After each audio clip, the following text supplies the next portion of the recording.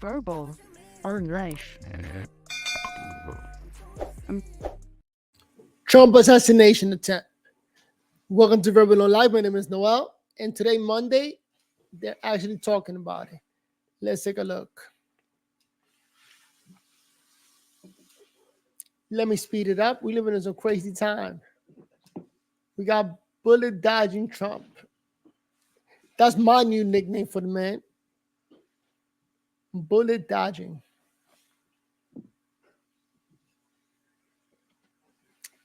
So, Matt Gaetz, they're going to do an investigation on it. It should be good.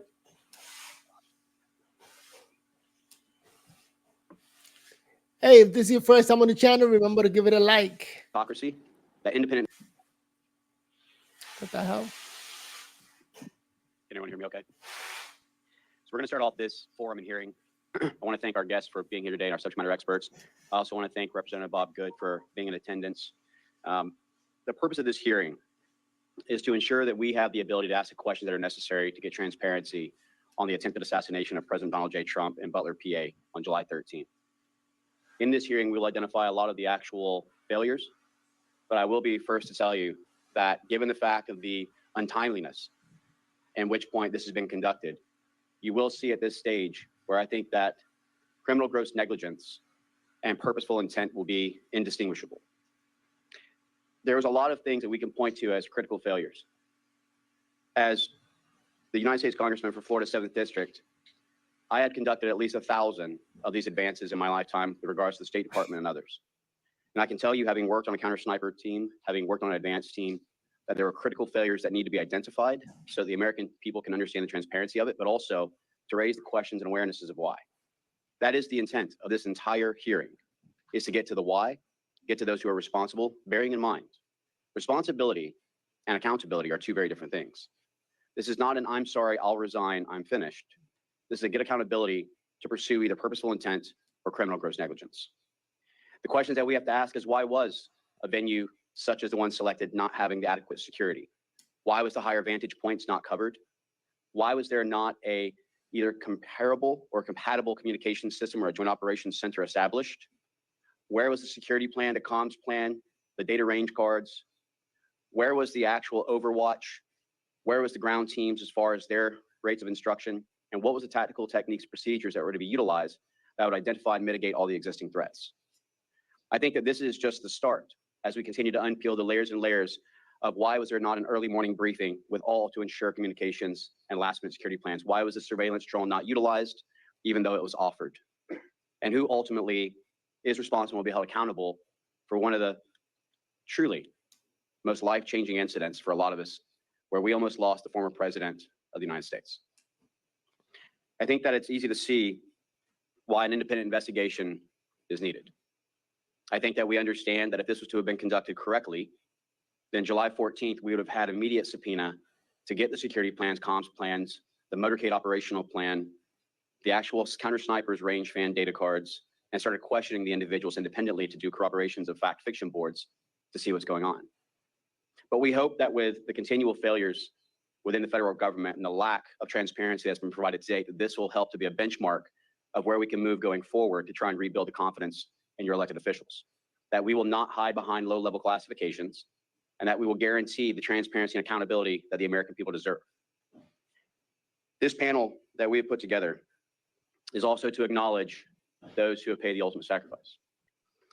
Today is August 26th, and I would be remiss if I didn't acknowledge our 13 fallen heroes in Afghanistan of August 26, 2021, and the sacrifice that's been made on behalf of a grateful nation. It's time for us to reflect on what the cost is of these freedoms, and I also want to acknowledge the service and the murder of Corey Competor, and let his family know that we are here, we are listening, and that we will get accountability. I want to thank our members that are here as well, and I want to just end with this. While this is the first hearing of its kind to come together, it won't be the last. And that this is a message to all of Congress, that if we are not selecting people based on meritocracy, that independent investigations such as this will continue to move forward, that there are members and conservatives who will not be silenced, and that we will continue to strive for accountability in government, as well as for transparency for America. And so with that, I'll turn it over to my good friend and co-chair, the Honorable Eli Crane. Thank you. Thank you guys for coming here today. Can you guys hear me in the back? Awesome. All right. I want to also acknowledge and thank my friend and colleague Bob Good for showing up today. It's been nearly a month and a half has passed since Matthew Crooks allegedly scaled a roof in plain sight with an AR-style rifle only 140 yards from where President Trump was standing.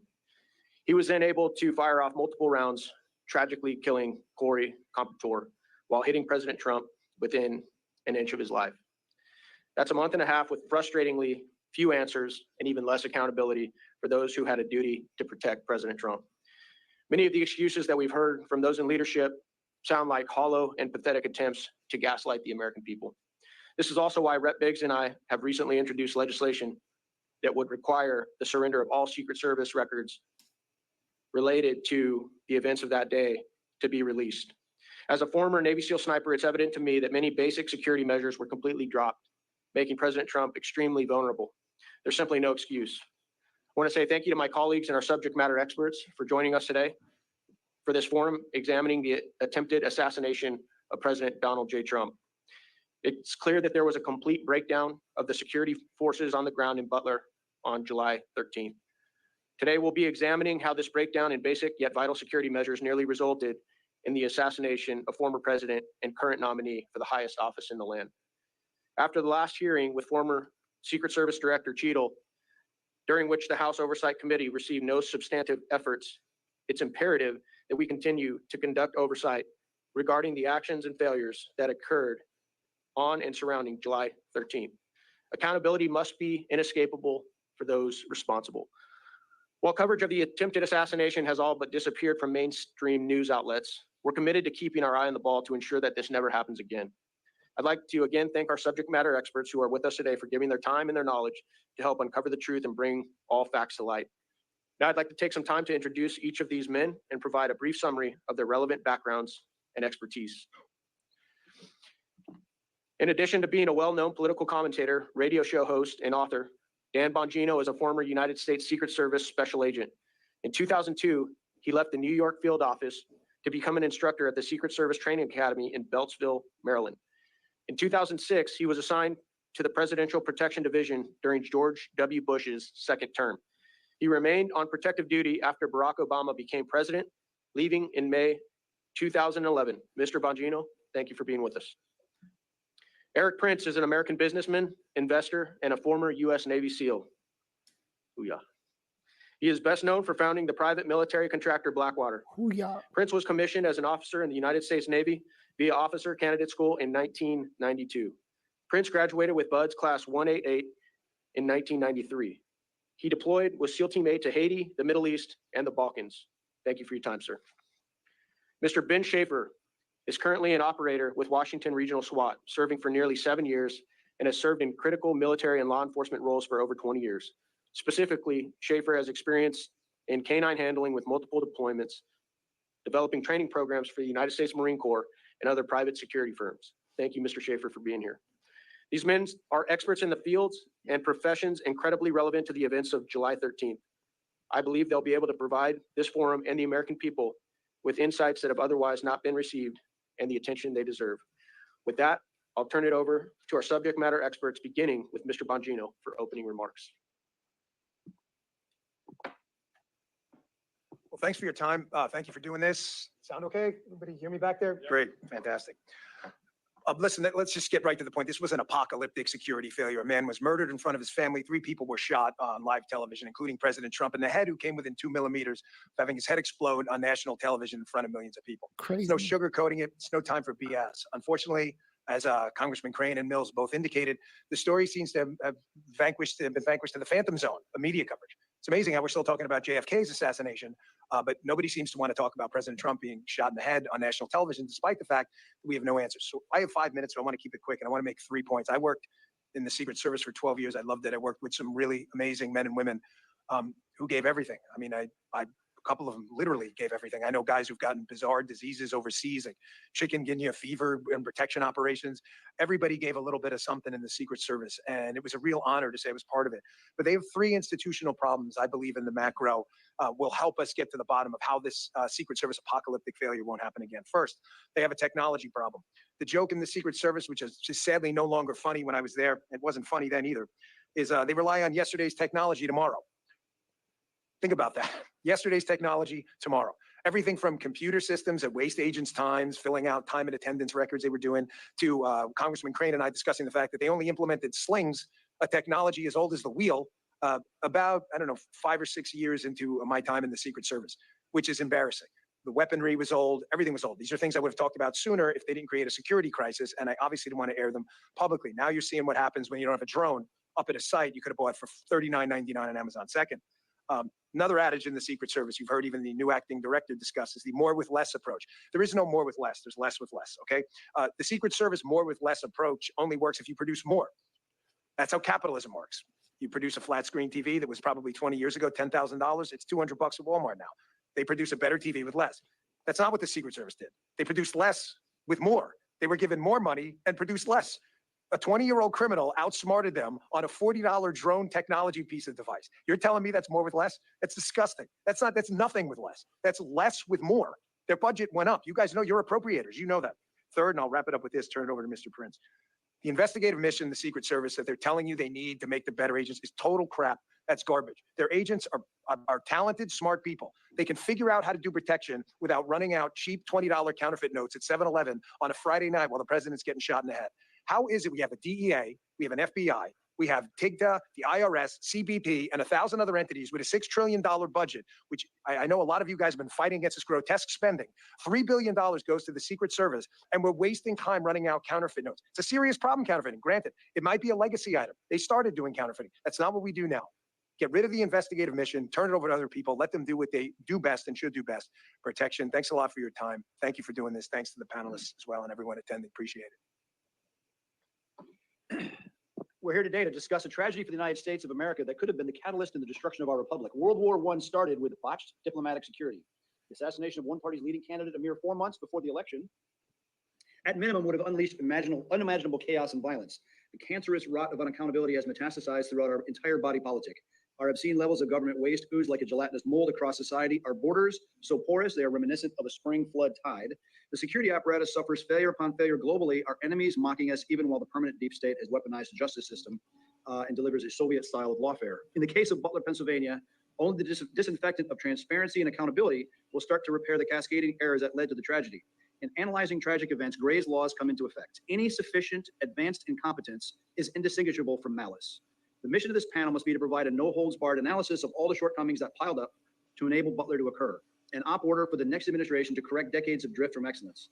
I know how difficult high-threat executive protection work is. One must be prepared, coordinated, and lucky every day. The bad guy only has to get it right once. There is no question that a failure of coordination, communications, training, and leadership failed America in Butler, Pennsylvania with tragic results. I'm honored and happy to help ensure that will not happen again. I think, and especially as we think the anniversary of the debacle that was Afghanistan, the theme of no accountability across all our agencies rings true, because no one has been held accountable for anything in Afghanistan or anything since. And I think a corollary is if we think back to the debacle that was Desert One, the attempted Iranian hostage rescue mission in 1979, ended terribly. 8 Americans dead, international embarrassment, didn't rescue the hostages. Congress took action, changed how the money is spent. Why? Because if you try to do a special operations mission, or if you're trying to do a protective mission while you're doing currency investigations, no, you can't serve two masters. They created United States Special Operations Command to find the money and the personnel to focus on getting that mission correct. And if you think about it, the JSOC capability that the United States government has today is elegant and it's effective. And until you change the money issue and until you put people in charge that are serious about this business, we will continue to have the kind of embarrassments, both listed by Jason Chaffetz before, and we dodged a bullet. Donald J. Trump dodged a bullet. We cannot afford to have more of these. Good morning. My name is Ben Schaefer. I'm a SWAT operator with Washington Regional SWAT Team. It was tasked for presidential support on that day. I just want to take a moment to thank everyone for the opportunity to be here today. as you examine the assassination attempt on former President Donald J. Trump in Butler, PA. Before I begin, I feel compelled to also echo those condolences for all the victims that suffered that day and continue to suffer because of those tragedies. Since joining the Marine Corps in 2004, I've deployed, fought, and been recognized for exemplary service and performance in both Iraq and Afghanistan. I've provided security services to the President of the United States and other high-ranking members in the United States government. I've protected diplomatic persons, high net worth corporate clients, media personalities, investigative journalists, and the general public. I continue that work today as a SWAT team leader and executive protection specialist. I've been recognized on numerous occasions for my high-level professionalism, proficiency, and knowledge of all security measures while working in those fields. As I analyze what happened in hindsight in real time on July 13th, there's a few points that I'd like to talk or mention that haven't sat well with me or I haven't been able to reason. Part of that is in the communication conversation of what happened that day and the abilities or lack thereof. The ability to communicate quicker between agencies is definitely a shortfall. That was not optimized in what we'd normally see in a presidential support mission. This all led to an obvious delay in communication when we were beginning to target and respond to the threat that was Mr. Crooks that day. The lack of coordination between tactical element leaders in the Secret Service left ground elements in the dark and prevented necessary time to prepare for specific venue considerations and needs prior to that event. All Overwatch, sniper, counter-sniper positions should have had direct communication with each other that day at that entire rally. Some of the technical difficulties that have already been mentioned that I'd like to echo is the lack of drone coverage or drone overwatch that day, which left many danger areas exposed and severely, and I say that again, severely, impacted the ability to secure the venue and the event itself. Other points of failure, other danger areas that have been noted, and I feel the need again to echo those, is the water tower that was located in the northeast section of the event.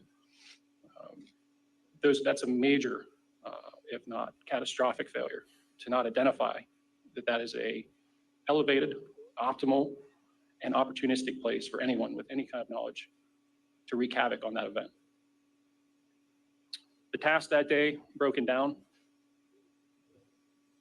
included local law enforcement's responsibilities that include traffic, parking, and access were their primary roles. State law enforcement handled crowd control, medical support to those in need. Due to the temperature that day, there were a lot of heat casualties, a lot of heat strokes, a lot of heat stress induced issues. The local counter-assault teams were to neutralize and mitigate any threat to the former president. Local SWAT counter-sniper teams were to scan and hunt for anyone deemed a deadly threat to any member of the crowd or the former president. In conclusion to what I have to say today, there's no question that there were critical failures during the Butler event. It is important that we learn how and why this security failure occurred so that we can better provide safety and security to those high-ranking officials and the general public in the future. I truly believe Americans deserve that. Thank you for the opportunity to testify before you today. Happy to answer any questions that you may have. Thank you so much. This forum having come to order, I want to remind everyone that we will be going in 10-minute segments. Should there be a need to have a second round of questioning, we will then limit that second round of questioning to 5 minutes each. The first person who will start this out is the Honorable Andy Biggs. Thank you, and thank you to everybody for being here today. Appreciate it. I want to start, if we're ready, if the video is queued, I want to show a short video. We're ready?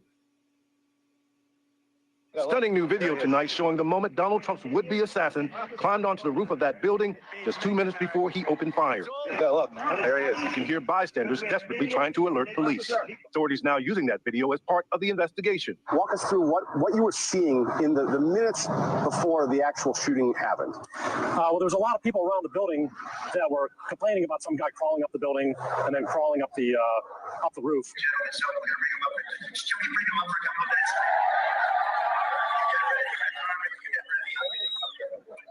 The world will see a vibrant Republican. Look, they're all pointing. They're in the Pacific. Yeah, someone's on top of the roof. Look. There he is right there. Right there, see him? He's laying down. See him? Yeah, he's laying down. And look what happened to our country. Probably 20 million people. And you know, that's a little bit over.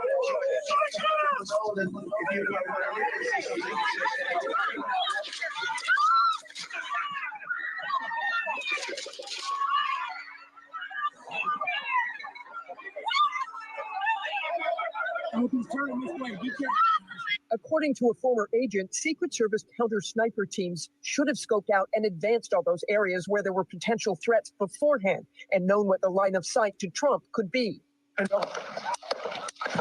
The fact that somebody was able to get within 200 yards with a rifle and be on an exposed rooftop, be seen by other people there, be seen by what should have been cameras and drones and many other things in place to watch for that, something broke down. That shooter with that rifle should have never been that close to the former president of the United States at a venue like this. Thank you for showing that video. Appreciate that. And so we've seen aspects of those videos because those are public domain videos. One spectator was killed, and we express condolences to his family, Corey Comprador. Two others were critically injured, David Dutch, James Copenhaver. And then narrowly escaping with his life was former President Trump. That's why we're here. And the timeline is probably too small for you to read, but I'm going to go over the timeline just briefly and with the experts here in just a second. But first, I want to acknowledge also our condolences to the 13 veterans killed in Afghanistan during that disastrous retreat. I also acknowledge our colleague Bob Good's presence today, his interest in this, appreciate his interest in this. Our former colleague Jason Chaffetz and Mark Morgan, we appreciate all of you being here today. So let's take a look at this from the local perspective. Ben, thank you for being here. Let's talk about the communications. Let's start there. Was there a central communications center in place? Yes, there were. That was Butler Emergency Services Unit. And typically, was the Secret Service? Did they have a person on the scene, a decision maker on the scene in case an emergency happened? I believe that there were a Secret Service agent responsible for the scene. However, they were not, to my knowledge, co-located at the command center itself. So I want to make clear. So who was present in the communications command center that might have made decisions for Secret Service? Secret Service, on my understanding, is that the information that was gathered by the command center, which would have been being operated by the Butler Emergency Services Unit and the commander in that capacity, he was responsible for relaying that information to a point of contact he had. And my understanding was that it was over a cell phone as opposed to in-person communications. Is that normal to have a cell phone communication, or is there usually a body there that can make a decision? In most security postures, in events that I've been part of for these types of events, there is someone actually physically co-located for that reason. Due to the loss of cell phone service, which we experienced that day, a possible loss of radio communications that day. It's a very robust and fail-proof way to communicate because of the level of importance that's needed. Let's put it this way, were radios and communication implements offered to Secret Service by the local operators? They were, yes. And what was the form of the communication? The form of communication would be some type of encrypted law enforcement style radio. And do you know, did the Secret Service avail themselves of it? Did they obtain those radios? I believe they were offered, but I do not believe they were taken. So they did not utilize the preferred mechanisms of communication that was offered to them? That's correct. Let's talk timeline for a second. So if we look at this timeline, it indicates to us, at 5:10 p.m., the shooter is identified as a suspicious person near the AGR building. Does that sound right to what you're understanding of the timeline? Yes, sir. And so at least some point, somebody had seen him by 5:10 p.m. That's an hour before the shooting. They adjudicated he was suspicious.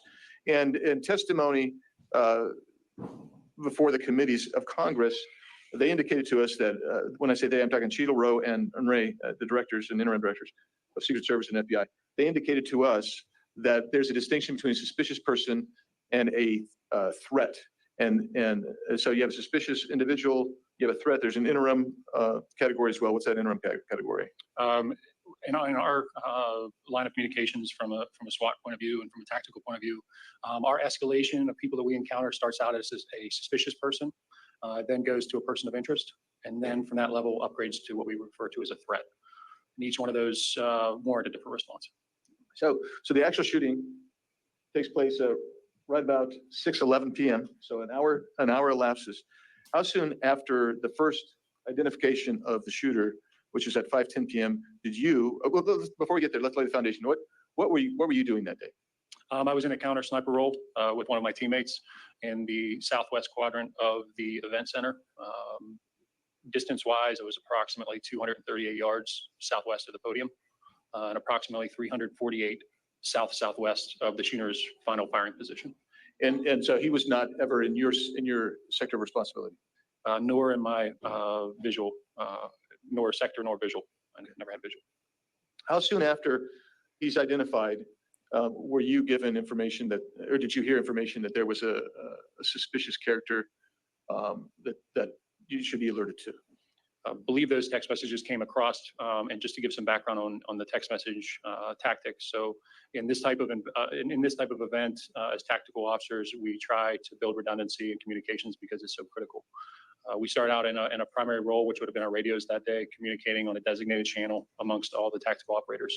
Because we were in support of the host agency, which would have been the Butler Emergency Services Unit, we also were running a secondary channel that was our local Washington Regional SWAT Team channel.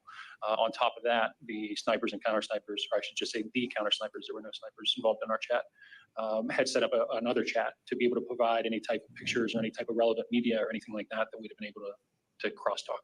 So did you ever see any pictures? Were any pictures ever sent to you?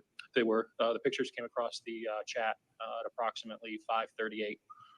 So about 30 minutes after the shooter, then at that time, he was a suspicious individual. That's correct.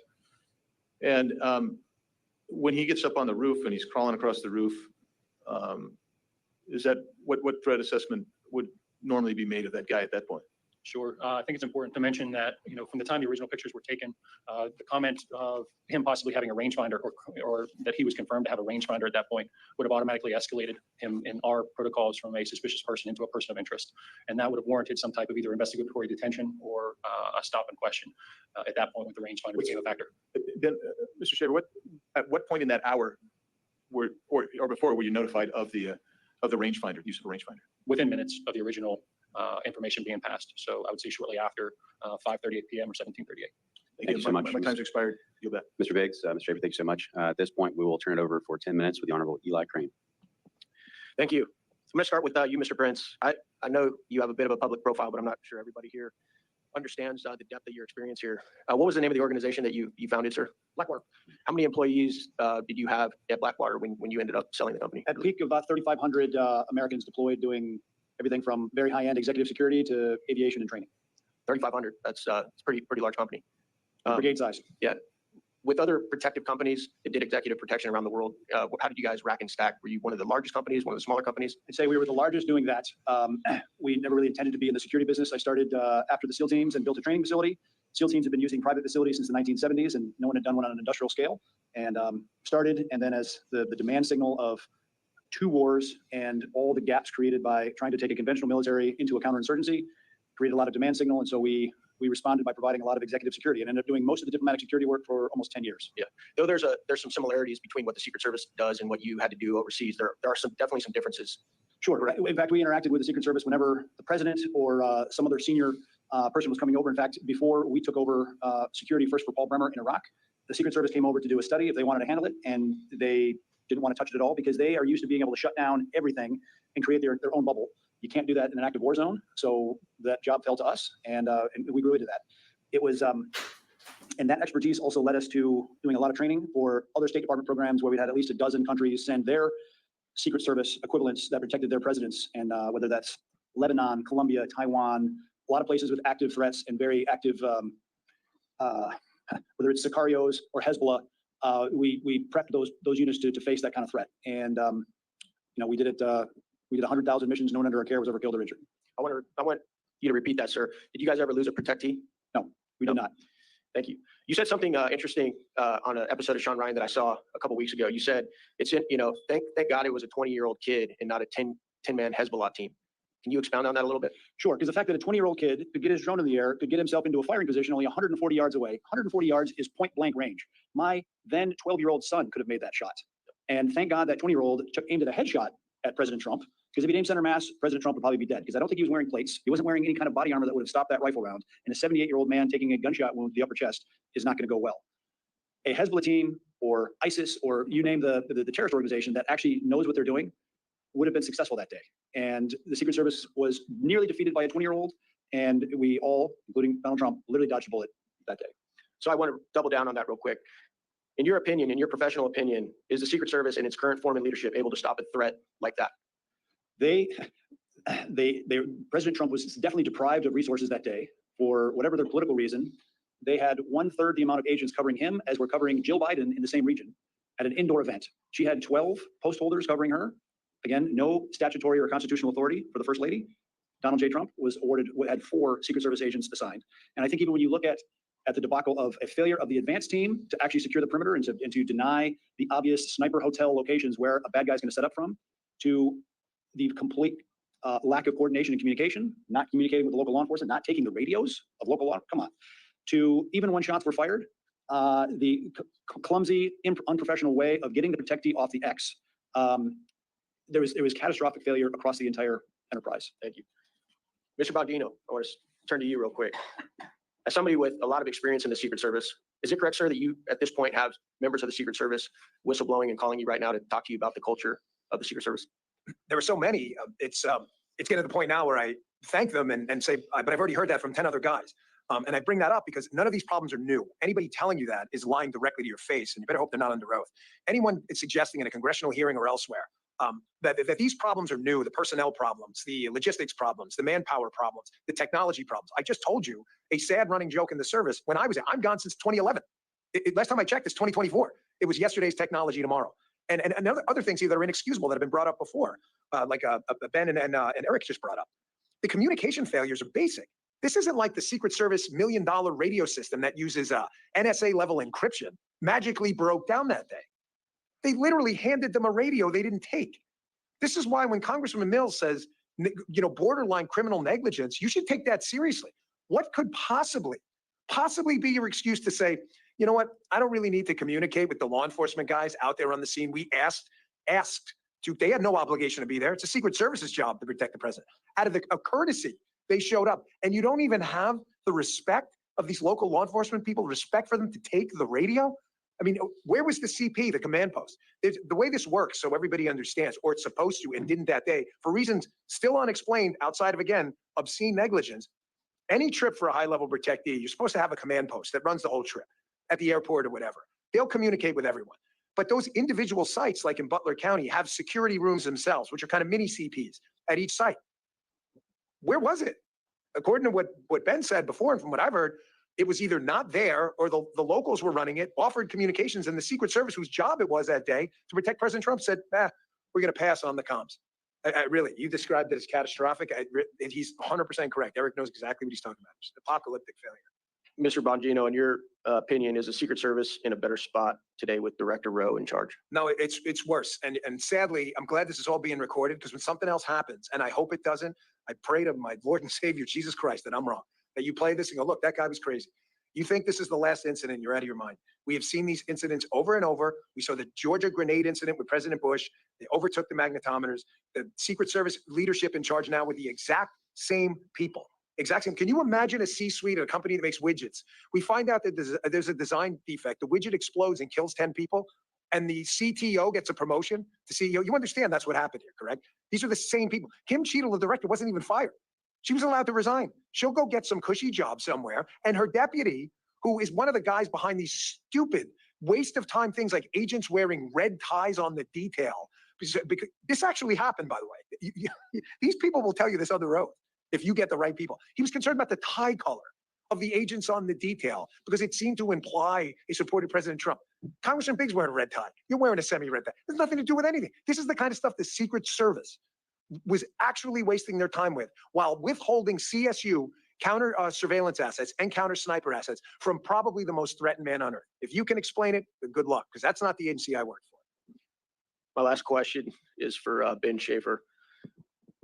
In your opinion, Mr. Schaefer, why were counter snipers in AGR that had access to the entire building from what we've been told, not able to see crooks crawling up the roof when we've seen several videos from the ground level taken by bystanders and individuals not even tasked to be doing security. Were able to photograph crooks wearing no camouflage, crawling on a white roof. Why were the local snipers not able to see crooks and dispatch of him? I can only pass this knowledge through secondhand communications. I was not privy to that location or to survey that ahead of time. Although I have spoken to those individuals that were placed in that room that day, based on the depth of the room, their placements, and the limited field of view that those windows provided. They were pretty narrow, as most standard residential windows are held. The angle was too hard for them to see that far to their east, which if they would have been facing south. Thank you so much. Appreciate my colleague Eli. With that, I'll turn over 10 minutes to the Honorable Matt Gaetz.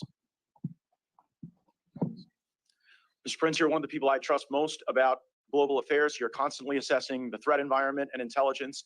And I guess my question to you is, because this has been laid bare and these weaknesses have been exposed, are you concerned that we're likely to face not another crooks, but perhaps a threat like you described, a team from a foreign adversary, a terrorist organization, trying to expose and exploit the weaknesses that now we've seen? I am very concerned. The inability of the Secret Service or the U.S. government writ large to adjust, to learn a painful lesson from that failure and actually make concrete changes. Because again, the fact that a 20-year-old nearly killed Donald Trump, and the failure to adapt to even yesterday's technology, let alone tomorrow's.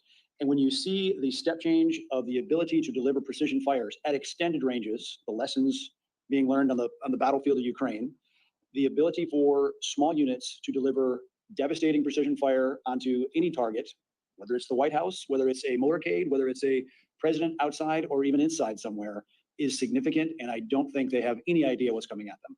And what Mr. Bongino seems to have told us is they haven't learned the lesson. He's told us decade after decade that we should not expect the lesson to be learned by osmosis. Mr. Bongino, I will have to draw on your experience in protecting folks. I have none, but I do have some experience in observing what a government agency does when they're not telling the truth and they're trying to hide something.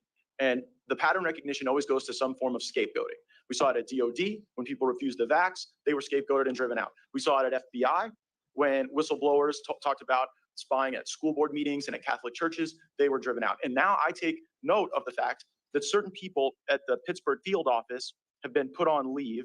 And I've also seen the story change where initially the Secret Service was blaming folks in local government. And then there was admission that there weren't appropriate responses to requests for additional manpower. So what I'd really like to do with you is bring us into that process, because Senator Hawley now has a whistleblower saying there was a manpower request that was coming out of Pittsburgh, and headquarters Secret Service was putting downward pressure on the local agents to try to reduce the intensity of that manpower request. So give Congress a little sense. How does that get developed? And then what should we think about the fact that someone is saying that headquarters was trying to get people to not make requests of enhanced protection?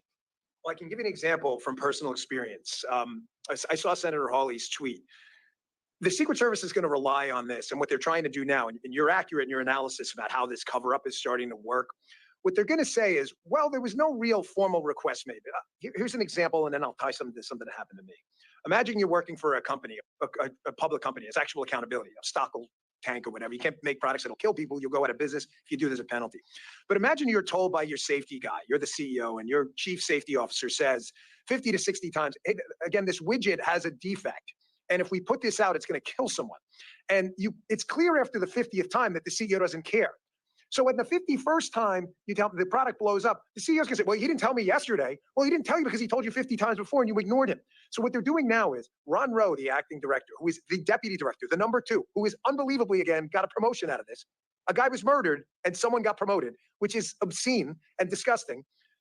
He is part and parcel to this whole day-to-day ADPO, Assistant Director of Protective Operations, Deputy Director, Director chain that makes management decisions. When they tell you early on, we are not doing this for President Trump, Congressman.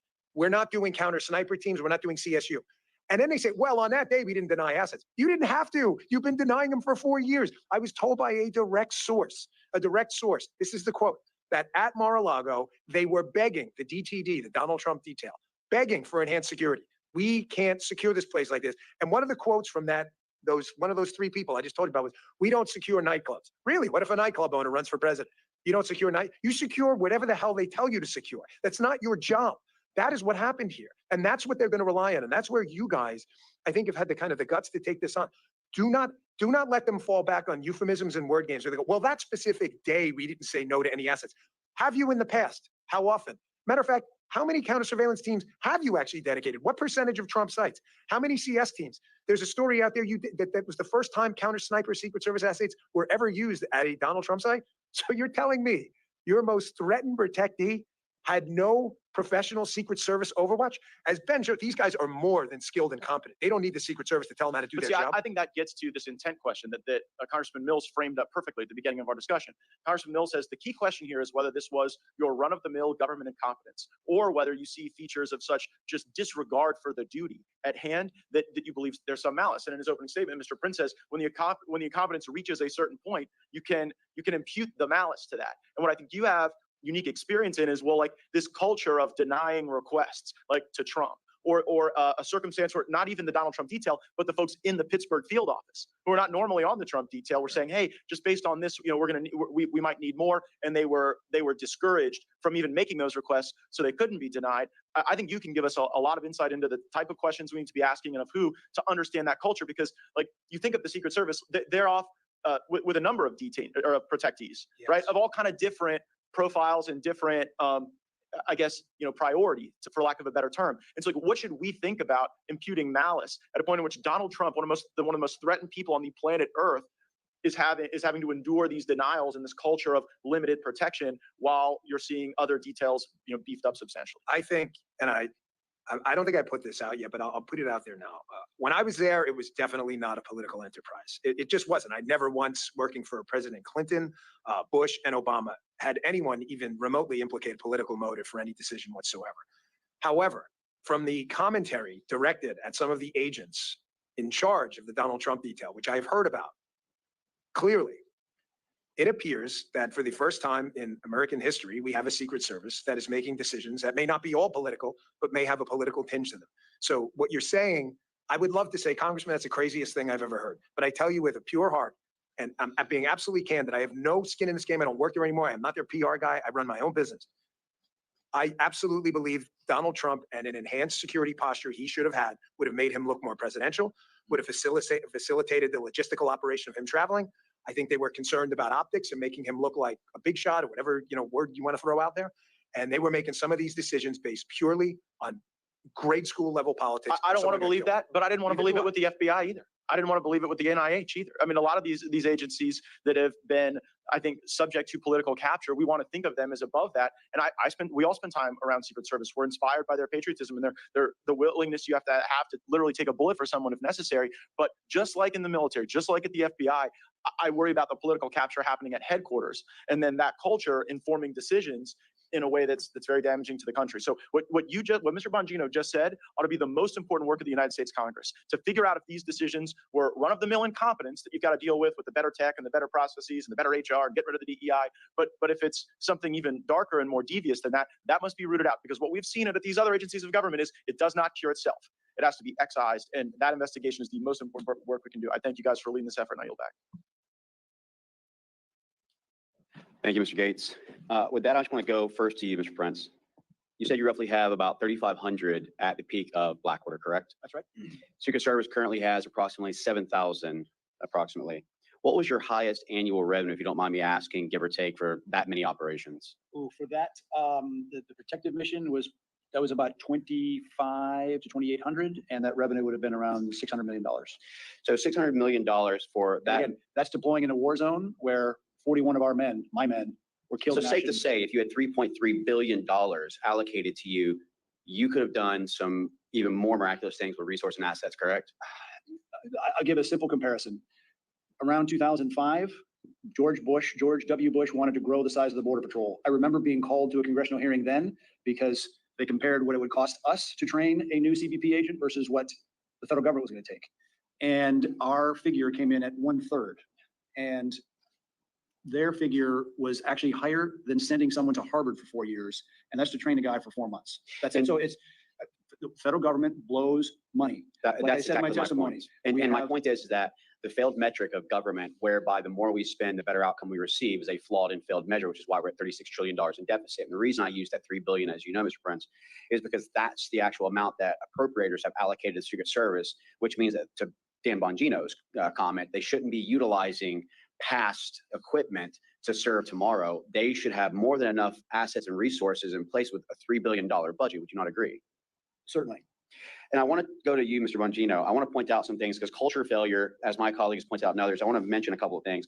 August 14, 2024 is reported failure that a Secret Service agent abandoned her post without permission to breastfeed child before Donald Trump was scheduled to arrive in North Carolina. August 12, 2024, it was reported that a Secret Service special agent who was an official site agent for July 13 Butler PA rally is under investigation for posting videos and photos for protective assignments to social media.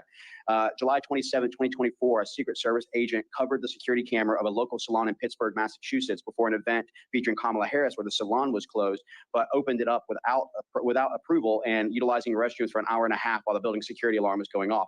July 2nd, 2023, it was reported that a former Secret Service Director Cheadle and senior agency leader sought to destroy the cocaine found in the White House in July of 2024. The evidence was not destroyed due to pushback in individuals in the Secret Service Forensic Service divisions. May 2024, a man enters the U.S. Secret Service Miami field office through a propped open door and was not removed from the building until the following morning. April 24, 2024, a special agent assigned to Harris's detail had a mental breakdown where the agent is reported to have physically attacked the commanding agent in charge at the base after verbal disputes with other agents. Sometime during 2023 and 2024, at least 2 people breached President Obama's Hawaii residence, though the president wasn't there at the residence. His 2 daughters were on premise at the time. April 2023, a drunken intruder entered the home of National Security Advisor Jake Sullivan in the middle of the night. The man was able to gain access to Sullivan's home despite 24/7 Secret Service protective services in Sullivan due to the sensitive nature of his position. Now, I want to go back to a comment that you made, Mr. Bongino, where you said none of these problems are new. I think just the list of those that I've just mentioned shows that this is not a new problem, but has existed for quite a while. And with a $3 billion annual budget, I would think that we would start evaluating those mistakes to make those corrective actions. Would you agree with the things that I've listed, with the budget that is allocated, that there should be a much better provision of security for protectees than what you're seeing today? Oh, there's zero dispute about this. You know, Mr. Prince's company had accountability. People fire him and find a new company if he lost a protectee. You can't fire the Secret Service. 18 U.S.C. 3056, they're obligated to protect them. The Secret Service has a culture problem, Congressman. I was an instructor in our training academy in Beltsville, Maryland for 3 years. I ran operations over there, taught investigations over there, spent a little time in the control tactics unit. Again, I was there for 3 years. Unfortunately, I can't count on one hand. I would need probably 2 and toes as well to count how many agents who could not meet even basic protective functioning skills and criminal investigative skills, but who met other criteria completely irrelevant to job performance, who were pushed through and told with a wink and a nod, this woman or man needs to graduate. Well, why? They're clearly incompetent. Every instructor who's encountered this person has said this person's incompetent to the point where in judgment drills, they're killing the protectee in the judgment drills. That's kind of not what we do. You're not supposed to shoot the protectee yourself in a simunition drill. And you would say things, you would hear things, excuse me, from special agents in charge. And I encourage you all to look into this, of how the training center works and how they graduate students, where they would say, well, that person files a lot of complaints, like EEO complaints. Okay, well, are they real? That sounds serious. Sounds like a serious thing to me. I'd take that stuff seriously. And they would say, well, they file them enough that it's become a nuisance and they're not really legitimate. But because this person files a lot of complaints, we need to graduate them. Some of those people now, matter of fact, not just a few, but many are out on protective assignments now. And again, this what is you're saying is that DEI plays a major role, not meritocracy, with regards to the current culture that has been fostered. No, not a. No, the major role. The Secret Service right now is dominated by DEI. It's not a role. It's the role. You ask agents on the president. I think everyone's heard me say before, DEI equals DIE. You know, DEI stands for didn't earn it. And we need to be very cautious in how we do this. Correct. I just want to move on briefly with the time. Mr. Schaefer, I just need you to kind of confirm the no's. And when I say confirm the no's, you'll understand. Didn't take the communication platform that was given by local forces, correct? That's correct. Didn't take the surveillance drone offered by local forces, is that correct? That is correct. Didn't show up for the morning briefing to ensure that last minute planning could be accounted for. That is correct. Didn't take any necessary measures to talk to the Kubota dealer who was 400 yards away to the 12 o'clock direct line of sight to even see whether or not they could gain access to that rooftop or talk to the owner. That is correct. Did not access the water tower, which has the highest vantage point and provide oversight that would have also looked at the AGR building. That is correct. You know, I'm looking at all this and I'm noting a lot of no's of things that didn't happen. And unfortunately, because we've allowed this to go on for weeks and weeks, we're now going to be faced with the fact that they're going to be memorializing all these documents to reflect July 9, July 10, July 11, dotting I's, crossing T's that wasn't actually going forward. Now, I want to ask you something, Mr. Prince, because you know this all too well about counterterrorism operations. We know for a fact that we have an open border with roughly 10 million people that's come across. We know that cartels are cheering on President Joe Biden as the employee of the month every single month. When you think about 2018, we had $500 million in revenue from cartels and now $13+ billion in revenue. If you knew a president was coming in that would put things like Romania and Mexico back in place, secure our borders, and cut your revenue, you have the training, you have the assets, you have the revenue, would you deem that person as a threat and want to take that individual out? It's a very simple answer because you can see what they did in the last Mexican election that just happened a few months ago. They killed 27 conservative candidates assassinated while campaigning. And noting that you had the successful counterterrorism operation that eliminated the shadow master Qasem Soleimani of Quds Force, as well as for Abu Mahdi al-Mohandes, who led the Iranian proxy militias of Iraq, would you deem that as them declaring a fatwa to increase your threat profile as an individual protectee?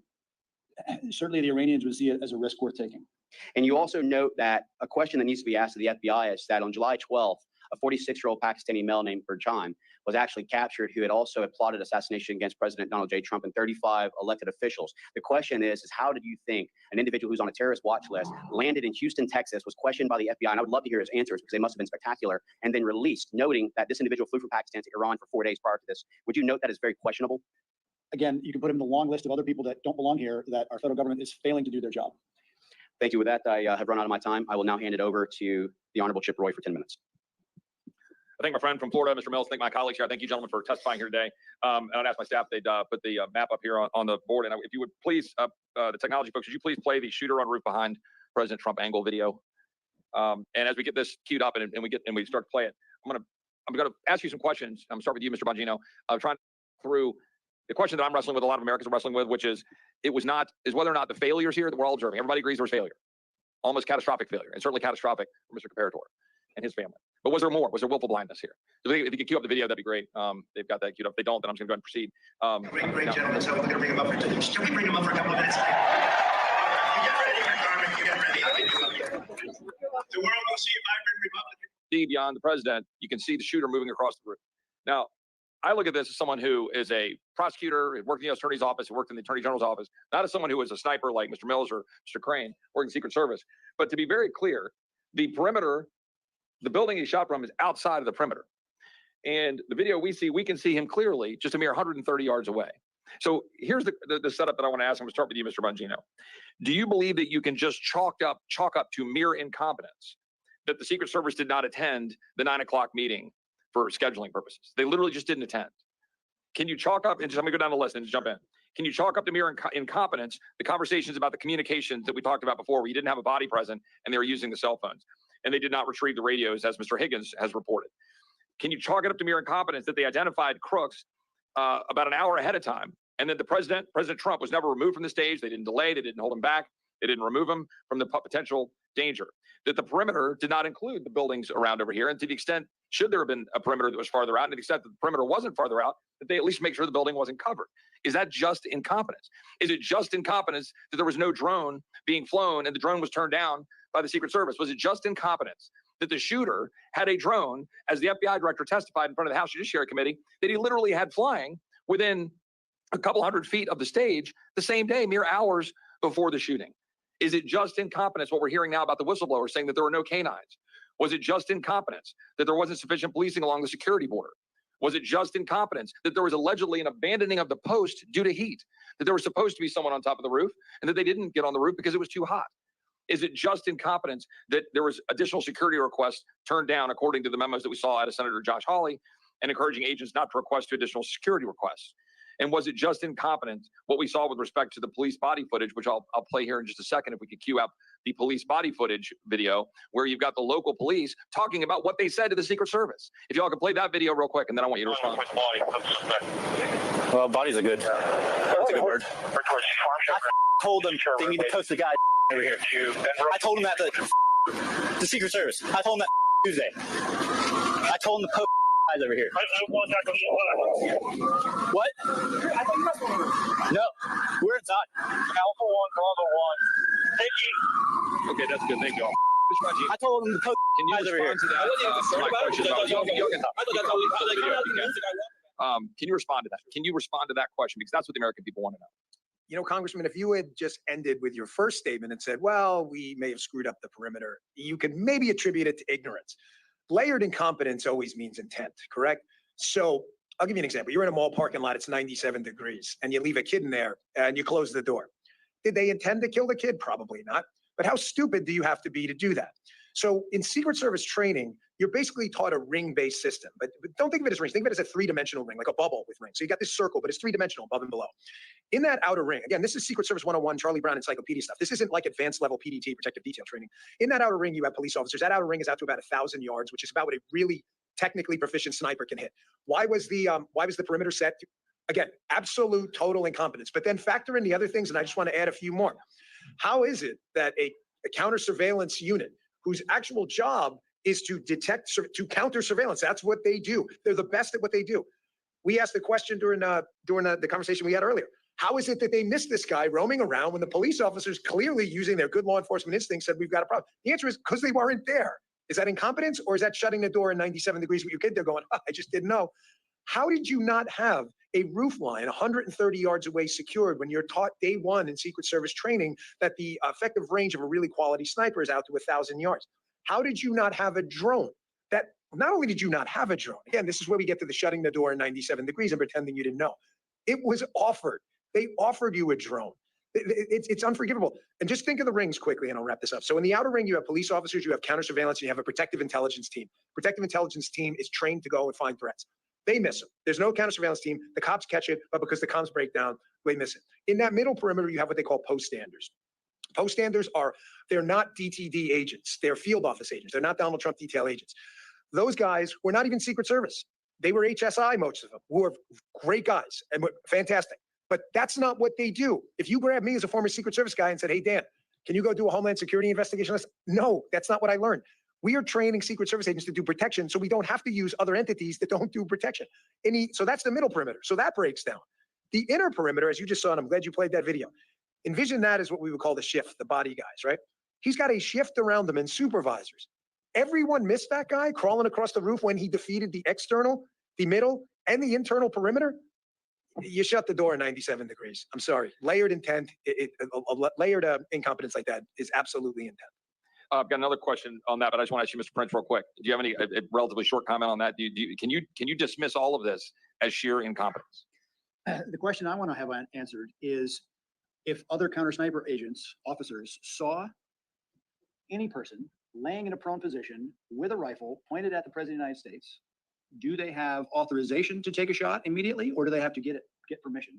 Because if the Secret Service wasn't there and they were laying at a stakeout for a bank robbery, would they have to get permission if they saw means and intent to murder someone? I don't understand why any of the other officers didn't engage sooner. Mr. Shaper, do you have any comment on that in terms of the engagement and the rules of engagement that were in place? Yeah, absolutely. I can clarify that a little bit. So as a law enforcement sniper, we have a lot of responsibilities and inherited flexibility. One of those flexible procedures or statuses that we incur is known as compromised authority.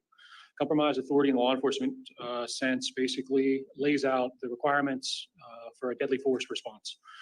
And in that point in time, based on all the prerequisites that were identified and all the checks in the boxes that were made, Mr. Crooks would have met that level or that threshold. I'll let some of the experts on that subject follow up on that. I think there's probably some more follow up there. I just want to ask one last question, my last minute of time, Mr. Bongino. We talked about this before. I have seen credible information, the extent to which the shooter had significant explosives that were sophisticated beyond that you expect some 20-year-old just to put together, and that he had sophisticated detonation devices on his person, or a sophisticated detonation device, and importantly, that his digital footprint is completely MIA, that his digital footprint is missing. And that how can a 20-year-old in today's time have no digital footprint? So do you have any thoughts on that? Any comments on that? And that'll be my last question. Well, 4 years of doing protective intelligence investigations with the Secret Service, interviewed probably hundreds of people who have credibly threatened our protectees. I've never seen anything like it. If you would have told me it was a 60-year-old guy who lived most of his life without a computer and for the last 10 years have been planning this, hard to believe, but digestible. You're telling me a 20-year-old kid who's grown up in the digital era figured this out when he was, 13? To never get an online presence? We've seen nothing. We're now 6 weeks in. There's not a Facebook photo. You know, it's incredible. We know every single thing about these shooting incidents when there's a political narrative to be had by the media and the other side. We do. You know who Not their high Las school Vegas. girlfriend was. Sadly, you know everything about these people. We know nothing about this guy. And sophisticated explosives. We have this massive law enforcement bureaucracy. No one's got him with an online search history at a library saying, how do I build this? He's 20 years old. It just, again, it just defies logic. I can tell you, again, 4 years doing these exact investigations, never, ever seen or heard anything like this in my life. Thank you so much. We're now going to go into our second round of questioning. And again, I appreciate the panel and all that you guys have been providing in regards to expertise and on-ground truth realities. We're going to continue to move on, going back to the Honorable Andy Biggs. You're recognized for 5 minutes. Thank you. Thank you so much. I want to just try to hit some quick questions. When Mr. Schaefer, you were talking to us earlier about moving to texting. The counter snipers were texting. What does that do with your ability to stay on glass? Was a secondary, possibly even a third method of communication as it was utilized that day. The sniper teams in the law enforcement concept sometimes are not a team. Sometimes we're deployed into situations where we're a single operator. So we're not only responsible for the surveillance aspect of the service we provide, but also having that deadly threat ability on board. So that can be very distracting. In that point in that day, that third level of communication would have pulled us away from our primary responsibilities to provide that deadly cover if needed. Thank you. And Mr. Prince, you mentioned security bubbles. And I want you to elaborate on that because we talked a little bit about the perimeter. And the perimeter seems oddly narrow in this particular instance. Can you talk about security bubbles and the perimeters here? As Dan was talking, right, normally that bubble is out to 1,000 yards based on how far a capable sniper can take a shot. The fact is, clearly this bubble was less than 100 yards because they disregarded the industrial facility, the water tower, et cetera. And it speaks to the lack of seriousness of Secret Service leadership in how they were conducting these missions. I don't think they regarded Trump as a worthy protectee. They were doing the absolute minimum. And I say my greater concern is as you look at all the litany of failure is long and deep. And if it tips towards malice, that opens up an entirely different can of worms. Right. Because it's hard to be part of a republic with people that actually want to kill you. Right. Political disagreement, fine. Sell it at the ballot box. But if people don't want to sell it at the ballot box, then they get sold by a cartridge box. And that's a very, very dangerous road to go down. Right. And well, we could go on that. I know some of my colleagues might want to do that as well. But I want to get to one last point, and that before I run out of time, and that is another failure. I think everybody here is probably everybody up in this group anyway has been with a president or a protectee, and there's been some kind of security hold. I mean, we've just stopped, and you say you're going to hold. Why was there no security hold put on Trump at any time if you had some kind of individual? I mean that Mr. Schaefer has described actually did arise to a threat level. Why was there no security hold put on President Trump? Why was he allowed to go on the stage? Why wasn't he taken down? Why didn't we see a pause? Yeah. What makes your question even more impactful is every Secret Service site for a high threat level protectee has what they call a holding room, which you would guess is for holding the protectee. I see Congressman Gaetz because it's actually called the holding room. The holding room is for things just like this. The holding room is, let's say a congressman shows up and is a little late. There's an accident. They'll hold him in the holding room saying, you all have been in it. None of this is new. You've been in the holding room. There's a Secret Service agent at the door. You guys have congressional hardpins. A staffer escorts you in. Every one of you has seen this or will in the Trump administration. This is not a mystery to anyone. Why was he put on what Eric had called actually, so the X. We use the exact same terminology as the military. The X is where that protectee or that limo with the protectee in it is. Why was he put on the X? You have an open threat. Ben is described and your timeline lays out was there for an hour. I'm not going to play any word games. Were they a threat or suspicious? Well, if you're a threat, it's because you're doing something suspicious. And if you're suspicious, it's because you could be a threat. These are silly, stupid word games. You know when it's not a threat? When your CSU or PI team goes and grabs the guy and determines he's not a threat. Until then, your question's accurate. You put him in the holding room, which is the point of the holding room.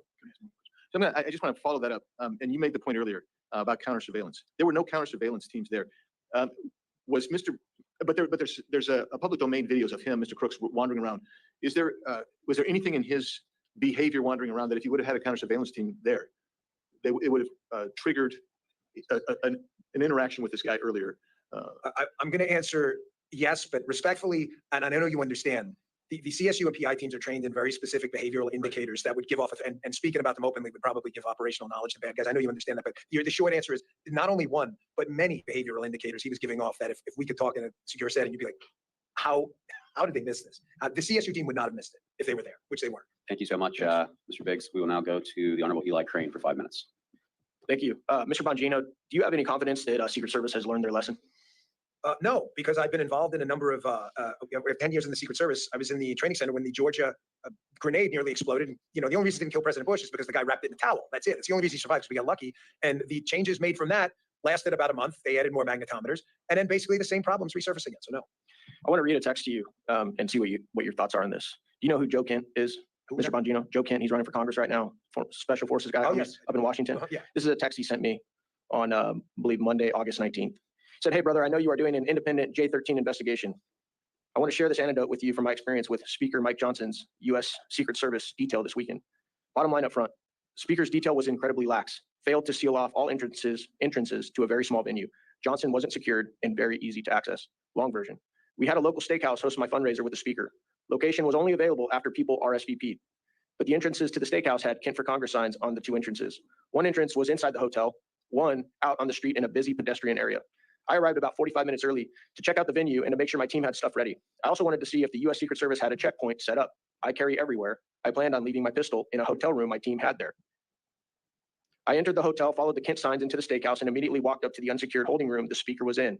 He was on a call, so he did not notice me. Neither did any of his detail.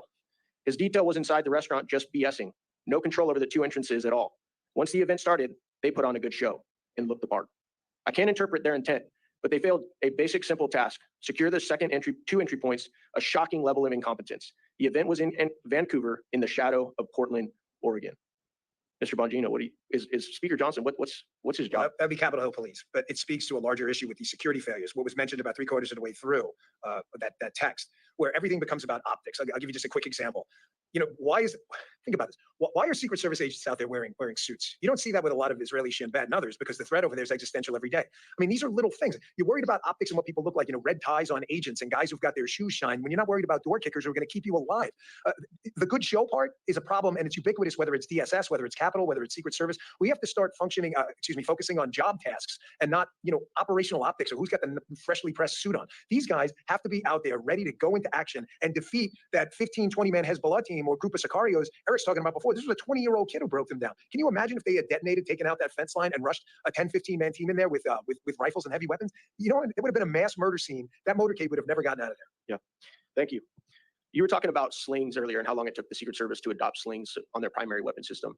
Why is it important to have a sling on primary weapon system? And what is this? Why did it take so long for the Secret Service to get on board with having their agents carry slings? You know, I candidly wish I was joking with you guys, but I'm not. The Secret Service's operating kind of de facto motto when I was there about technology, we're laughingly calling it sling technology. I mean, really, it's like technology like the wheels technology, right? Is because we've always done it that way. I'm not kidding. You get a bunch of Secret Service agents up here and you get them on the record, and they will tell you exactly that. You know, I remember when GPS technology first started, President Bush was riding his bike, and we brought a guy into headquarters, and we said, hey, we're losing President Bush a lot on the bike. I mean, he was a good biker. He'd go in the woods. And I mean, the guys were with him, but the motorcade was having a hard time finding him. Well, maybe we should look at this thing called GPS. We've never done it that way before. Why would you need a sling? For 1,000 different reasons. You may need to go hands-on. You may need to grab a ladder. You may have a weapons malfunction. What are you going to do? Hand the weapon to someone else in the crowd while I get my pistol? This is technology the military's been using, as you know, since World War I. Who knows? It's just, it's a mentality where no one wants to take a chance. And if nothing's happened because they got lucky in the past, then there's no reason to change it. Mr. Prince, I heard you had an interesting take on a public episode that I heard you doing an interview on. A lot of Americans believe that this was possibly an inside job, just based on everything that they've seen leading up to the assassination attempt. They saw efforts to impeach Donald Trump. They saw efforts to, you know, put him into bankruptcy. You know, they saw the DOJ weaponized against him, and they saw, you know, folks try and put him in jail for 750 years. And then this happens. I know you have an interesting take on that, where you really don't believe that. Can you go ahead and share that with this panel today? You're right. There is a long list of ways that the one political party has weaponized all aspects of government in our society against their political opponent. And that is exceedingly dangerous for the survival of the republic, because that can go both ways. I don't think this was a grand conspiracy, another shooter, et cetera. Because if there was a second shooter, when the 20-year-old was shot and the Secret Service detail did an awful job of getting Trump off the X and let him stand up again, great instincts of the president to come back defiant, having just been shot in the head, to come back and say, fight, fight, fight. Great instincts on him. He never should have had the opportunity to do that, because his detail should have put him horizontal and moved him off there immediately. If there was a second shooter, it was a prime time for them to be shooting. So I don't believe there's a second shooter. I think this is a litany of incompetence. And it speaks to, as we also remember the anniversary of the debacle of Afghanistan, our problem is with a federal government that doesn't have any accountability in any way, shape, or form. And I push back on you in Congress to affect the bureaucracy the one way that they care: cut their damn budget, starve them out. Nothing else will get their attention other than their starvation. Well, I can definitely agree with that. I think all of us on here have been willing to shut the government, if not willing to shut the border, and we've made that clear at times. With that, I'll hand it over for the Honorable Matt Gaetz for 5 minutes. I've learned a lot in this session, and here's what I think I've picked up. One thing did not go wrong that resulted in President Trump being shot. Mr. Bongino explained the 3 different layers, the lack of air controls. Mr. Schaefer explained the comms breakdowns. You got the paperwork back and forth with the field office and headquarters. So all these things are going wrong. So then the obvious question is, why did that systemic cascading failure occur? And I think you've given us really good testimony as to why. First, it's Bongino saying, well, this was bound to happen. Based on these structural failures, with technology failures, with this embrace of DEI and a quota system, you had a very low floor to start with. And then I don't want to bury the lead here. You heard Mr. Prince's testimony that he believes that a motivation here might be they just didn't deem Trump a sufficiently worthy protectee, and that could inform on it. And then I think the most damaging, and I never really contemplated until you gave the testimony, Mr. Bongino, that giving the Trump detail the assets they requested, air, additional manpower presence, more folks, so that not everything is pushed out to locals, but indeed is the folks that have gone through the type of training that you provided in Maryland. Well, that was because that kind of a force posture could make Trump appear more presidential, more ascendant, more in charge. And I do think that in addition to what Mr. Prince has said about budget, there are things Congress can do to direct specific demands for documents around those 3 vectors and work on all of them. To the structural issues, Mr. Prince, is it something leadership can fix? Because one thing we've found is that you try to put downward pressure on any budget around here for anything, and it's like you're committing a war crime. And in some cases, we've seen some agencies improve when you get the right leadership in and can administer an effective agency. What's your perspective on that? I remember in the late 80s, during the Iran-Contra crisis, controversy, and the CIA was not being forthcoming with some documents that Congress had requested. And of course, the Democrats were in charge of Congress then. Tip O'Neill was the speaker. He made it very clear that he was specifically withholding all the pay for all the SIS, the Special Intelligence Service, senior intelligence service officers at CIA headquarters until those documents were delivered. Shocker, the documents were delivered by Friday to the Congress. Bureaucrats will respond to very specific pain points. I think it even speaks wider than this debacle in Butler, Pennsylvania, but the fact that and it speaks to under-resourcing Trump. They no-resourced Bobby Kennedy, RFK, when his uncle assassinated while president, his father assassinated while attorney general for the act of politics in America, and they denied him. So it is not too much to surmise that a politicized Secret Service succumbing to the whims of Joe Biden, sending 4 post holders to cover Trump, 12 to cover Joe Biden. At that point, no coverage of Bobby Kennedy. Again, this can only be solved. Congress has the power of purse. Use it as a large bludgeon. Yeah, Mr. Schaefer, is there any dynamic you think I've missed in sort of summarizing this as low agency performance generally layered with the other dynamics that the other witnesses have shared? I don't believe so, Congressman. I think you've covered most of the relevant points, describing how that posture all relates and how this, began as maybe a single failure and multiplied into a much greater failure, just based on different levels. I'll say that, the local law enforcement agencies that were involved that day, both tactical and non-tactical, were improvising, adapting, and overcoming to a lack of intelligence that was provided to them that day. In my historical background, in the Marine Corps, these types of events require planning, require reconnaissance, require intelligence in multiple stages. It requires rehearsals, things that were not seen in this event for this day. My knowledge is when I came onto the scene that morning, that I was fed multiple briefs and multiple maps of the area. I gathered information as much as I could the night before, which is about the same time as my commander had received the briefings for that day. So we really felt like we were on the back foot and just tried to overcome that throughout the day and gather what we could. Great, thank you. My time's expired, but I think you've all provided us excellent areas for further inquiry. Thank you, Mr. Gaetz. I want to go over some forensic questions because I think that as we continue to peel the layers back, what we don't find is enough answers, but more questions that need to be asked. Just in a quick yes or no, do you find it odd that literally only days after the attempted assassination on President Donald J. Trump, while the roof was too sloped to place individuals for counter-sniper operations, that it wasn't too sloped to a roof for the FBI to go ahead and tamper, in my opinion, with evidence by washing the roof off that may have had significant evidence on it? Do you find that odd? Yes, I do, Congress. Mr. Prince? Yeah, I certainly don't realize, I understand what the rush was to wash a roof. Mr. Bongino? No doubt. Do we also find it odd that as of recent, one of our colleagues, Representative Higgins, had uncovered the fact that the body of Matthew Crooks had not only been released and cremated, but that the coroner who's responsible for releasing the body had no knowledge of it. Mr. Schaefer. Yes, absolutely. Mr. Prince. Sounds like destruction of evidence. Mr. Bongino. Given the gravity of what happened, absolutely.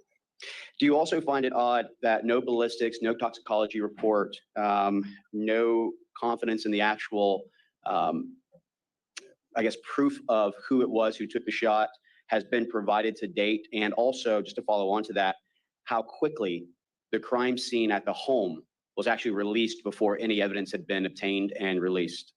Mr. Schaefer. In total analysis of your question, I think it warrants maybe a little more than a yes or no.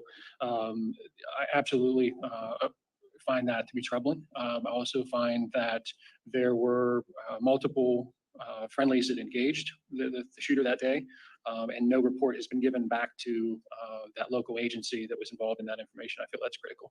Mr. Prince. Yeah, again, there's a lot of things that just smell around the entire thing. And like I said in my opening statement, only the disinfectants of transparency will clean this up. And so covering it up and hiding only compounds a really bad look on the federal government. Mr. Bongino. Yeah, I'll say again, given the gravity of the situation, extremely odd. Do we find it odd that in addition to a 20-year-old not having a social media presence and being scrubbed, that in addition to having the knowledge on how to create sophisticated explosive devices with a multi-channel transmitter, that there was also leaked evidence or leaked information on regards to 3 encrypted accounts? Do you find it odd that these encrypted accounts, which are overseas, has not been discussed and or talked about at any point? Mr. Schaefer. Absolutely. Mr. Prince. In the same way that Congress passed a law in 1992 that within 25 years, all things related to the Kennedy assassination were supposed to be declassified and released. Why cover this up? Why, again, what is being covered and what is being covered up and why? And it makes a bad situation even worse. Mr. Bongino. Odd, to say the least, yes. I want to go back to something earlier as well. Mr. Bongino, Secret Service, NYPD, worked in the actual training of it. Do you believe that a protective detail should be appointed based upon the title you carry or the threat level based upon the office in which you are to obtain? It should exclusively be based on a threat assessment. It should have nothing to do with the title. And do you agree that if you were the Secret Service director, that when the request came in based on President Trump's profile, based on the existing threats that would need to be mitigated, based on the request by his own officers, that would be something that you would approve or disapprove? There isn't a scenario where a sane, rational, well-trained Secret Service agent would deny CSU or counter sniper assets to a threat, to a protectee with a threat footprint like Donald Trump. Not a chance.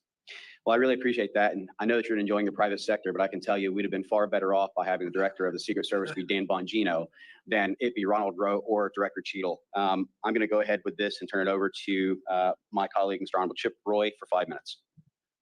Thank my friend from Florida. I know some of you are on the clock. Got to get out of here at 2 o'clock. I think we're going to come right up on that number. I just have a few questions really quickly. First of all, because we had some conversations earlier about the building from which Mr. Crooks was able to position himself. One of the things that's been talked about is the slope of the roof and all this nonsense. People, we've seen members, Clay Higgins, some of these guys been able to walk on that roof. One of the things that I was questioning about, nothing was deployed, given the extent that it was allowed to have a perimeter inside of that, and then allow that guy to be able to get access to it. And all the stuff you're talking about with the rings, Dan. They didn't even deploy anything like putting barbed wire up or anti-climb spikes or anything else, right? There was literally nothing put up to deter someone from being able to get access to those buildings. Is that correct, Mr. Schaefer? You were on site. Yes, Congressman, that is correct. And I mean, would that have been, again, given that it wasn't within the perimeter, would that have been another thing they could have done? Was done something to at least limit the ability to have access to the building? Put some sort of anti-climb spikes, barbed wire, anything up around it? Yes, there were multiple possibilities on how to defeat that or possibly take that out of play as a threat area. Question I'd ask Mr. Prince, you raised the defunding question. I don't think anybody questions where I personally come from on desire to defund a large chunk of government to the extent that I possibly can.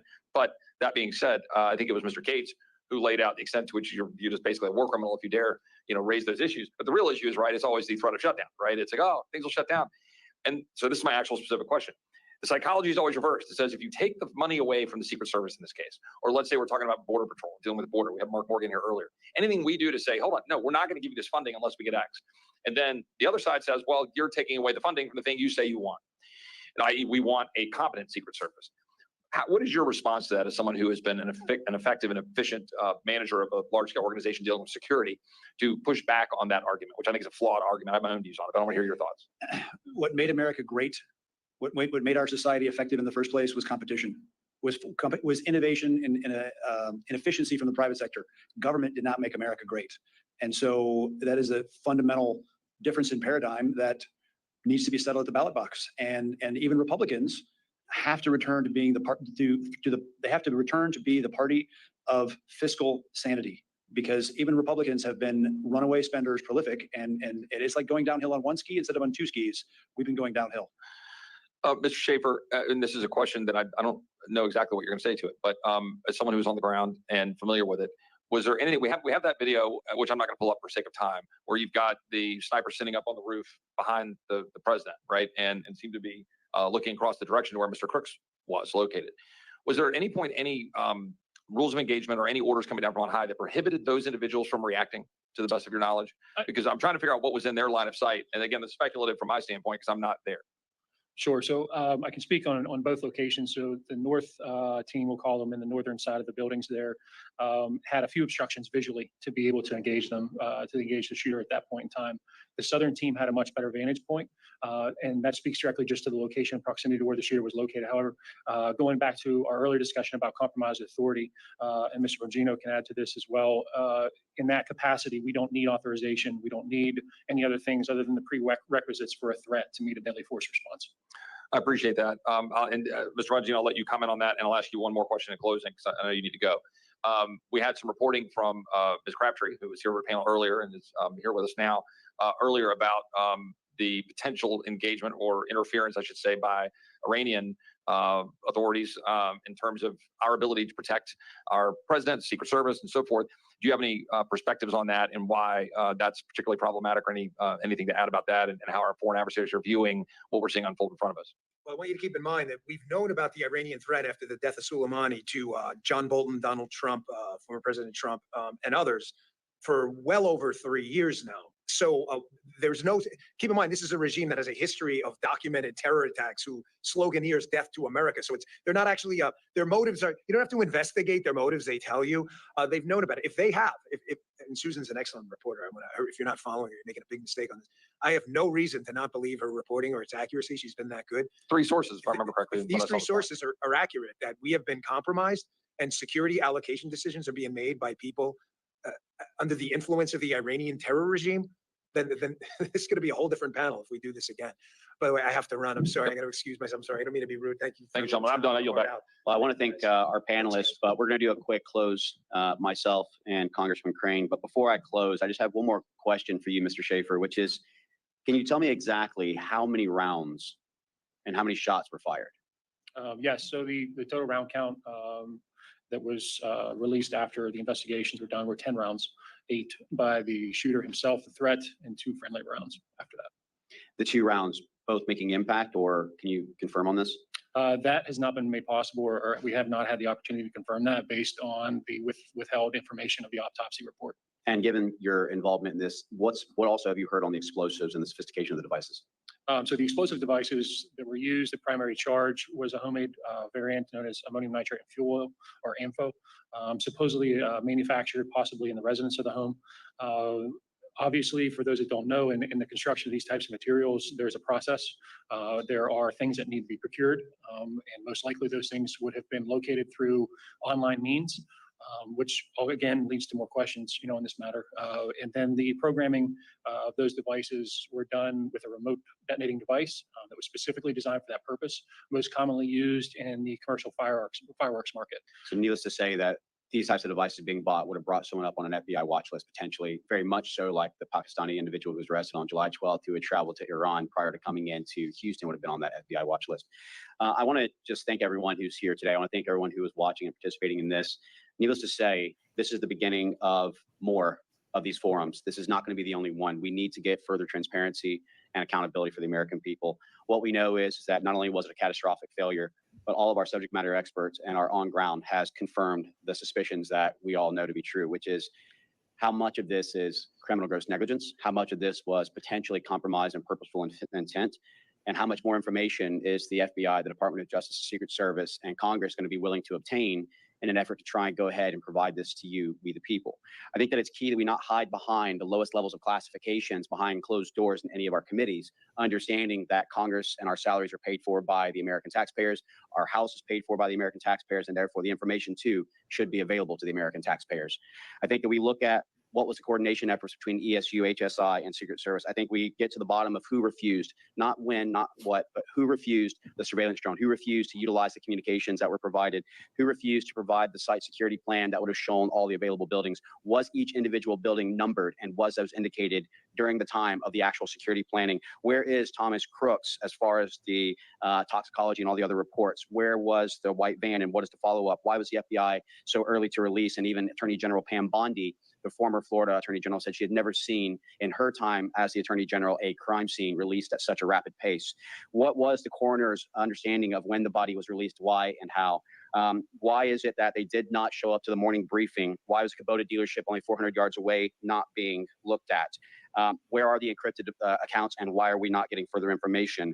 Again, I think that we're understanding that we've investigated the culture of the Secret Service and what needs to change, and why DEI is not healthy for our military, for our security services, or otherwise.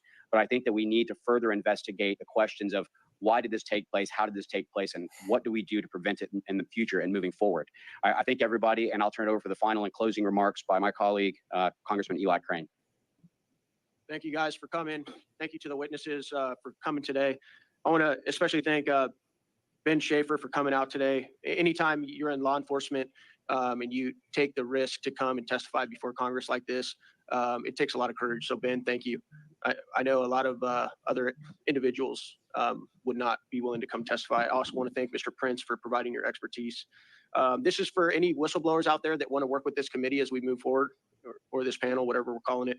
The email is now live if you want to reach out. It's j13tipline@mail.house.gov. That is j13tipline@mail.house.gov. Obviously, a big part of this panel and how much success we have or don't have is going to rely on whether or not we have people who are willing to whistleblow and come talk to us. And one of the reasons we're doing this, obviously, is because we don't want this to be memory hold. And that's what we see going on right now. It seems like the news cycle moves so fast. This feels like it was 10 years ago already. And unfortunately, if we're going to make sure this never happens again, we need to stay on top of this. We need to keep it front and center, and we need to keep asking questions. And so that's why we're doing this. We'll continue to do it. But because we don't have subpoena authority and power here, we're going to need to rely on whistleblowers. So if you guys want to come talk to us, we'd love to talk to you. That's the place you can do it.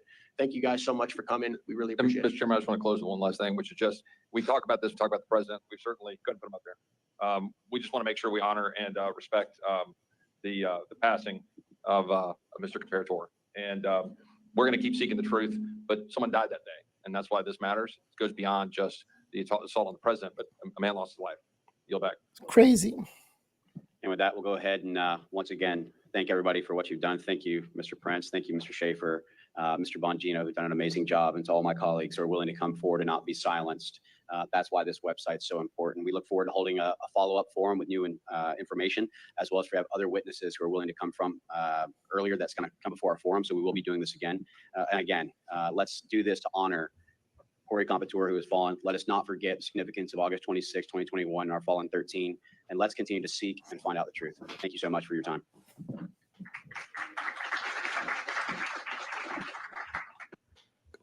That's crazy. But this is old news. Let me take the audio off. This is old news. Trump dodged the bullet. It is what it is, part of the job. But comment down below, tell me what you think. Should I keep streaming things like this? But at the end of the day, epic move by Trump dodging a bullet to the face. Insane. All right, make sure you give this video a like. And that was a great discussion they just had about the shooting of Donald Trump. I want to keep streaming things like this, you guys. So make sure you give this video a like. And let's keep going with this. Assassination of Donald Trump. With that said, peace. Unless you guys have any comments or anything to say, my name is Noel. Thank you for watching at Fisticuff. Joining me at Verbal on Life. And I'm going to get out of here with that. peace. What the hell?